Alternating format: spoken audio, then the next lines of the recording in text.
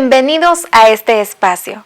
En esta oportunidad queremos compartir con ustedes la conferencia titulada Entendiendo el COVID-19 basados en la evidencia actual, con el objetivo de permitir a los profesionales de la salud la actualización sobre la etiología de la enfermedad y el conocimiento de la última evidencia disponible para el abordaje de los pacientes.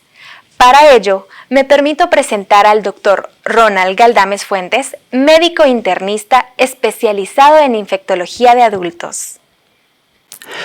Muy buenos días. Es el objetivo del Colegio de Médicos y Cirujanos, pues informar a nuestros colegas acerca de la última evidencia disponible científica para entender la enfermedad por coronavirus 2019 o COVID-19 y el abordaje oportuno, ¿verdad?, diagnóstico y terapéutico de nuestros pacientes. Vamos a iniciar con la conferencia. Sabemos muy bien que la enfermedad por coronavirus o COVID-19 es producida por SARS-CoV-2, que es el virus el coronavirus productor del síndrome respiratorio agudo severo número 2. Se ha llamado número 2 porque anteriormente en 2002 ya se tuvo una epidemia por coronavirus productor de SARS. Este virus pertenece pues a la familia Coronaviridae. Hay 4 géneros en esta familia, del alfa, beta, gamma y delta. Alrededor de 11 especies son beta y 56 especies más o menos, como pueden observar acá, pues instituyen básicamente toda la familia de Coronaviridae. Alfa y beta son los coronavirus que usualmente han producido enfermedad en mamíferos y también pues han sido transmitidos por como una zoonosis al humano. Gamma y delta usualmente pues es más enfermedad en aves. Esta es la tercera epidemia a gran escala que conocemos, ¿verdad?, por coronavirus. Tuvimos la inicial en el 2002, luego tuvimos el síndrome respiratorio de Oriente Medio en el 2012 y actualmente la pandemia por SARS-CoV-2. El análisis genético de este virus pues lo hace realmente altamente similar, por arriba del 96% al coronavirus del murciélago. Por eso se considera, ¿verdad?, que esta es la fuente inicial del virus. Este virus va a usar ya en su ciclo viral pues dos receptores específicos, ¿verdad? Pero el más frecuente descrito hasta el momento pues es la enzima convertidora de angiotensina 2 que utiliza el receptor de esta enzima para la introducción a la célula diana. Esta unión a este receptor pues va a mediar la reproducción, la diseminación y la virulencia de este virus, es decir, cuán patógeno va a ser, y por lo tanto va a mediar la enfermedad por coronavirus, que es COVID-19.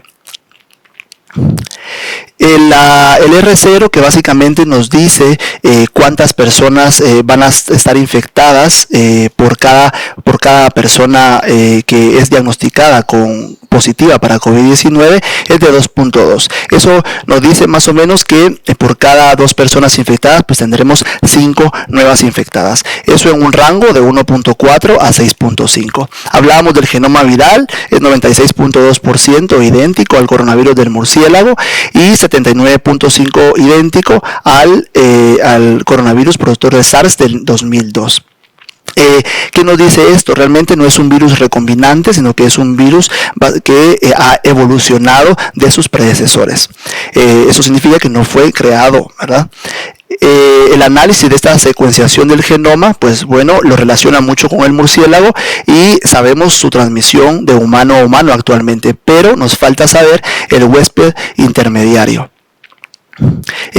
TAN y colaboradores pues describen ya 2 cepas del virus, la cepa S en el 30% y la nueva cepa evolucionada que es la cepa L, que usualmente pues produce mayor patogenicidad. Mencionábamos anteriormente acerca del receptor de la enzima convertidora de angiotensina 2, que es la que va a utilizar el virus, ¿verdad? Mediante la glicoproteína de superficie del virus, que se va a unir a este receptor y va a producir pues su entrada a la célula diana. Esta enzima pues está presente en gran cantidad a nivel del tracto respiratorio y es allí donde tiene la patogenia el virus. A diferencia del SARS-CoV del 2002, este nuevo coronavirus pues tiene una afinidad 10 a 20 veces mayor hacia la enzima convertidora de angiotensina 2. Por lo tanto, esto va a mediar mayor patogenicidad. ¿Cómo se da la transmisión del virus? Pues principalmente por gotas respiratorias. Tenemos que hacer una diferencia específica entre lo que son gotas respiratorias y aerosoles. Las gotas respiratorias son aquellas que se producen tras estornudar o tras toser, y estas van a entrar al tracto respiratorio del contacto, mientras que los aerosoles es el virus suspendido en el aire. Eso es usualmente en cuartos de aislamiento o tras nebulizaciones, tras intubación traqueal, o tras procedimientos endoscópicos que producen pues que el virus se suspenda en el aire y el contacto o el médico a cargo pues tenga mayor riesgo de infectarse. El contacto directo con las secreciones también es una medida de transmisión, y la presencia del virus en las heces no se ha definido la transmisión fecal oral, pero sí sabemos que el virus puede persistir en las heces, de hecho hasta 2 semanas después de que haya habido recuperación de los síntomas. Por lo tanto, se deben tomar las medidas tanto de higiene en casa para que le demos plan educacional a nuestros pacientes, como bien el control de desechos hospitalarios importante en nuestros hospitales. El periodo de incubación, pues sabemos bien que es de 1 a 14 días como máximo. Se han descrito algunos casos hasta 21 días. En promedio son 3 a 7 días de incubación. El periodo de infectividad, es decir, desde que la persona tiene contacto con un caso positivo, cuando empieza a ser infectivo. Esto no está bien descrito aún, a pesar de las cohortes de casos que se han investigado, permanece incierto, pero sabemos bien que en presintomáticos o en asintomáticos puede haber infectividad. Por lo tanto, tomamos en cuenta para definir contacto cercano, pues aquel que estuvo en contacto con la persona positiva incluso 24 horas antes del inicio de los síntomas de la persona positiva. La edad media de presentación en las cohortes ha sido de 47 a 59 años. Sin embargo, pues en Guatemala tenemos una media actual de 37.6 años para la presentación. Obviamente somos una población más joven que la población estudiada en otros países. La evolución clínica pues viene desde un cuadro gripal leve, ¿verdad?, hasta un síndrome de distrés respiratorio agudo como tal, que puede ser severo, que el virus va a mediar una respuesta inflamatoria importante, específicamente por interleucina 6, por el factor estimulante de colonias de granulocitos macrófagos, y es ahí donde hay algunos targets, ¿verdad?, de tratamiento, y esto puede llegar a producir un síndrome de hiperinflamación, que es básicamente un síndrome hematofagocítico, y esto pues llevar a la falla orgánica y muerte del paciente. Las manifestaciones clínicas, los sellos de esta enfermedad pues son la fiebre arriba del 85% y tos arriba del 65%. Se ha venido evidenciando en las últimas cohortes investigadas la presencia de odinofagia, que ya está presente alrededor del 15%. Luego pues los síntomas respiratorios superiores como rinorrea, conjuntivitis, se van a presentar realmente en menos del 5%. Luego de esto pues ya vienen los síntomas graves, como ya un esputo que puede ser incluso purulento por una sobreinfección, o disnea importante hasta la falla ventilatoria. ¿Cómo hacemos el diagnóstico en este momento de la enfermedad de COVID-19? Primero, pues los hallazgos clínicos. Segundo, pues tenemos que hacer un hisopado, ya sea nasofaringio, orofaringio, esputo, que idealmente no debe ser inducido tras una nebulización por la generación de aerosoles, o bien en pacientes graves, pues el lavado bronquialveolar también puede ser analizado por medio de la reacción en cadena de la polimerasa en tiempo real. Se ha hablado un poco acerca de la realización de anticuerpos IgM para el diagnóstico. Sabemos muy bien que las pruebas moleculares también tienen pues alrededor de 10 hasta 15% de falsos negativos, y por lo tanto el utilizar un anticuerpo, ¿verdad?, asociado, pues podría elevar la sensibilidad de la prueba hasta un 95%, pero todavía estas pruebas no están aprobadas por la FDA y pues requieren un mayor análisis a nivel de los estudios clínicos y a nivel de los estudios de microbiología para poder evaluar el uso de anticuerpos también entre el diagnóstico. Por el momento nos quedamos con las pruebas moleculares, que realmente son altamente sensibles también y específicas, que es el RT-PCR o reacción en cadena de la polimerasa de tiempo real. ¿Cómo vamos a definir al caso sospechoso? Debe cumplir tanto criterios epidemiológicos como criterios clínicos. Los criterios epidemiológicos o el nexo epidemiológico, ¿cómo se establece? Pues hasta el momento, ¿verdad? Los criterios pueden ir cambiando porque son dinámicos, pero al momento en nuestro país pues sería un viaje internacional a cualquier país en los 14 días antes del inicio de los síntomas, o bien un contacto cercano con un caso confirmado para COVID-19 en los 14 días antes del inicio de los síntomas. ¿Cómo evaluamos realmente un caso, un contacto cercano? Existen varias definiciones de contacto cercano. Las más utilizadas son aquellas de estar frente a frente ante una persona que es positiva para COVID-19 sin equipo de protección personal, es decir, ni el paciente, ni el médico use, o ni la persona del contacto use mascarilla. Lo otro es el sostener una reunión en una habitación, ¿verdad?, que sea cerrada, sin adecuada ventilación, por más de 2 horas, usualmente también define contacto cercano. El estar de viaje, ya sea en avión, en tren o en automóvil o bus por más de 2 horas en la fila que es contigua al paciente, o al menos 2 filas por delante o por atrás, también define contacto cercano. Y el trabajador de salud que utiliza, eso es importante de remarcar, ¿verdad?, el trabajador de salud que utiliza el equipo de protección personal y que está en contacto con el paciente positivo, pues no representa la definición de contacto cercano, y es ahí porque es relevante la utilización del equipo de protección personal en nuestros médicos. Los criterios clínicos pues ya los habíamos mencionado, los sellos son fiebre y la hora de infección respiratoria aguda. Hay otros criterios que debemos tomar en cuenta también. Un paciente que se acerca a nuestra emergencia con una neumonía bilateral de la comunidad, que está en insuficiencia respiratoria aguda, con falla ventilatoria, que no nos permite interrogarlo y saber si existe o no un nexo epidemiológico, pues deberá ser tratado como un caso sospechoso hasta que se demuestre lo contrario.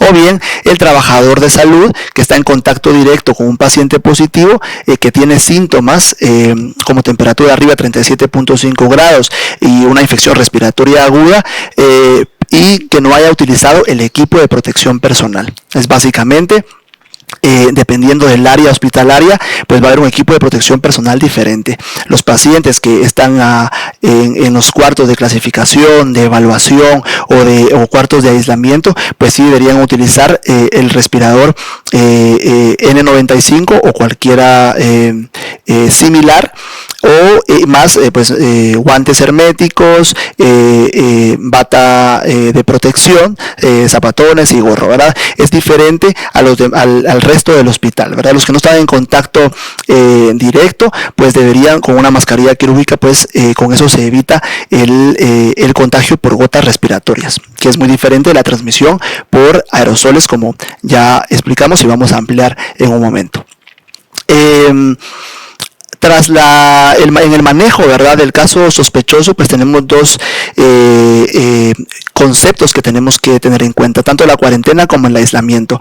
La cuarentena se va a referir básicamente a la restricción del movimiento de personas que pueden haber estado expuestas al virus y no lo saben. Usualmente son asintomáticos y la duración es de 14 días en casa. El aislamiento ya van a ser todas las medidas de protección para evitar el contagio por parte de un caso confirmado de COVID-19, y estas precauciones pues van a ser de dos tipos, ¿verdad? De contacto para gotas respiratorias y las precauciones de contacto para partículas esparcidas en el aire o aerosoles.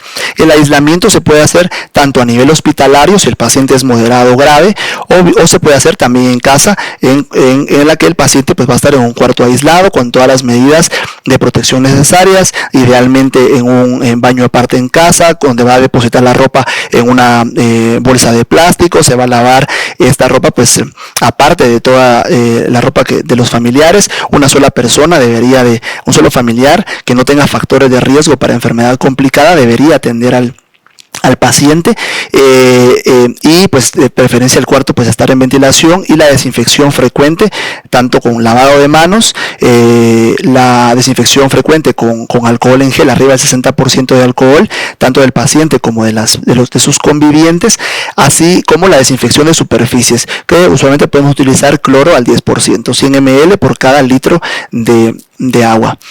¿Cuáles van a ser las medidas, o cuáles van a ser los procedimientos que provocan partículas esparcidas en el aire o aerosoles? Pues son estos, ¿verdad? Los más frecuentes: intubación traqueal, la ventilación mecánica no invasiva, que no se prefiere tanto en este caso, se prefiere más la invasiva.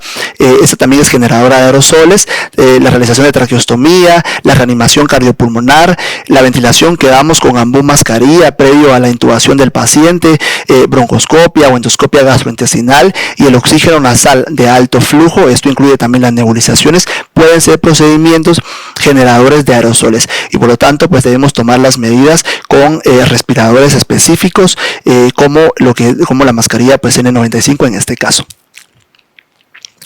Es importante mencionar una población también de riesgo, que es las mujeres embarazadas. Las mujeres embarazadas pues representan, ¿verdad?, un riesgo potencial mayor a complicaciones, y por lo tanto deberían ser monitorizadas constantemente. La mujer embarazada que está confirmada pues debería de ir a un cuarto de aislamiento con monitoreo constante de la frecuencia cardíaca fetal y las contracciones uterinas, en conjunto con toda la asesoría de ginecobstetricia.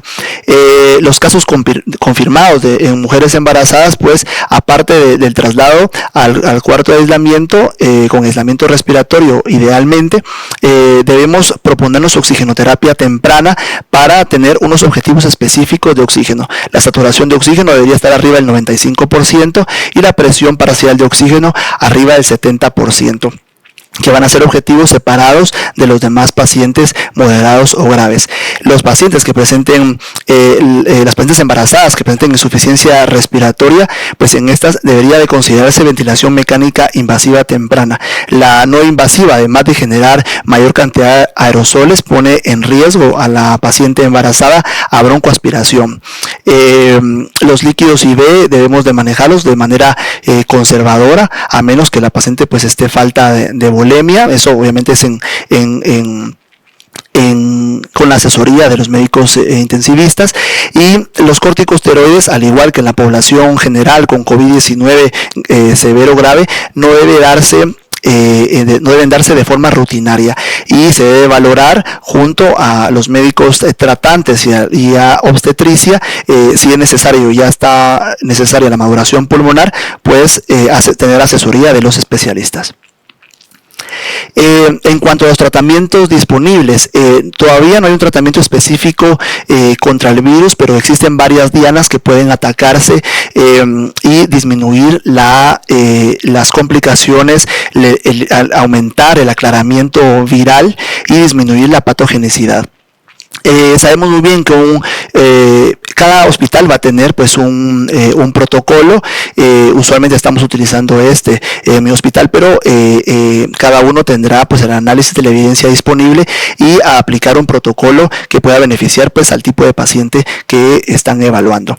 Estamos más en consulta externa y vamos a ver pacientes con síntomas respiratorios leves, con fiebre arriba de 37.5 grados, tos, síntomas de resfriado y sin disnea, pues usualmente el tratamiento es sintomático y ambulatorio. Si el paciente igual tiene síntomas respiratorios leves, pero tiene factores que pueden influir en su en su mortalidad o en las complicaciones, como que sea adulto mayor por arriba de 70 años, o tenga presencia de comorbilidades como insuficiencia cardíaca, enfermedad renal, post-trasplantado, VIH mal controlado, hipertenso mal controlado y diabético pues mal controlado, pues va a tener un aumento de riesgo de mortalidad. Entonces, en estos, cuando ya presentan síntomas respiratorios, además del tratamiento sintomático y la oxigenoterapia según requerimiento, pues podemos proponernos dar también tratamiento antiviral. En la mayoría de las neumonías graves, con criterios radiológicos graves, es decir, que sea bilateral, que tenga una neumonía multilobar o que tengan criterios clínicos predictores de mortalidad, como es una escala de Porto, PSI, clase 3 o 4, aquellos que presenten inestabilidad hemodinámica, con una saturación de oxígeno abajo de 90% o frecuencia respiratoria arriba de 30, pues sí, en la mayoría de protocolos internacionales, pues establece dar tratamiento antiviral. No es un tratamiento específico, pero sí podemos disminuir la patogenicidad y aumentar el aclaramiento viral. Tenemos varias opciones, ¿no? Se ha hablado del lopinavir ritonavir asociado con hidroxicloroquina, o bien como monoterapia, hidroxicloroquina asociado a acitromicina. Sabemos que el lopinavir ritonavir tiene un estudio clínico en el cual el punto primario de mejoría clínica no se alcanzó, pero también tenemos que ver que es un estudio con bajo poder estadístico, por el hecho de que por los efectos adversos alrededor del 14% dejaron el tratamiento, y por lo tanto no se pudo alcanzar el punto primario, aunque porcentualmente sí se alcanzó mejoría en la mortalidad. Entonces sí tenemos que tener claro que tanto el lopinavir, ritonavir como acitromicina van a aumentar la farmacodinamia y la exposición a la hidroxicloroquina y a la cloroquina. Esto puede tener efectos adversos importantes a nivel cardíaco, específicamente prolongación del intervalo QT, arritmias cardíacas, taquicardia ventricular polimorfa consecuente. Por lo tanto, si vamos a administrar un tratamiento combinado, el paciente debería estar hospitalizado. Tratemos de no dejar este tratamiento como receta para tratamiento en casa, y tratemos de darle plan educacional a nuestro paciente que no se automedique por los peligros que corren al tener un tratamiento de este tipo. El paciente que ya presenta síntomas severos, con distrés respiratorio severo, una insuficiencia respiratoria global o descompensación hemodinámica, o con choque, datos de falla multiorgánica por sepsis, un índice de PaO2, FiO2 abajo de 300, aquel paciente que tiene datos de un síndrome hematofagocítico o síndrome de hiperinflamación, podemos utilizar un puntaje que se llama HS score, que usualmente arriba de 169 y asociado a niveles de interleucina 6 elevadas, podrían sugerirnos utilizar tocilizumab. De cualquier manera, eso será según el acceso a los medicamentos de cada hospital. Se ha hablado también de remdesivir, no tenemos ahorita todavía registro sanitario, pero podemos todavía manejarlos con un inhibidor, ¿verdad?, de interleucina 6 específico. Eso se irá valorando según la evidencia disponible conforme el tiempo, ¿verdad? Hay varios estudios clínicos o ensayos clínicos ya con reclutamiento activo, donde nos ampliarán un poco más de información acerca del uso de hidroxicloroquina o el uso de algunos anticuerpos monoclonales específicos. ¿Cuándo deberíamos de egresar de aislamiento al paciente? Pues el paciente debería estar afebril durante las últimas 48 horas, debería estar al menos en el 7º día del inicio de la enfermedad aguda. Tenemos un problema con el hecho de los pacientes que ya tenían enfermedad respiratoria de base crónica, como los pacientes con enfermedad pulmonar obstructiva crónica, asma mal controlada o fibrosis pulmonar. Estos pacientes ya tienen síntomas respiratorios previos, por lo tanto deberíamos evaluar la resolución de los nuevos síntomas relacionados a COVID-19. El tener o no una prueba de PCR negativa para el virus, pues nos da una seguridad básicamente de la transmisibilidad del virus, pero según los recursos que tengamos no podemos realizarla todas y deberíamos de basarnos en la evolución clínica del paciente. Y de cualquier forma, si vamos a dar egreso al paciente a casa, pues asegurarnos que esté en aislamiento por lo menos 2 semanas después del egreso.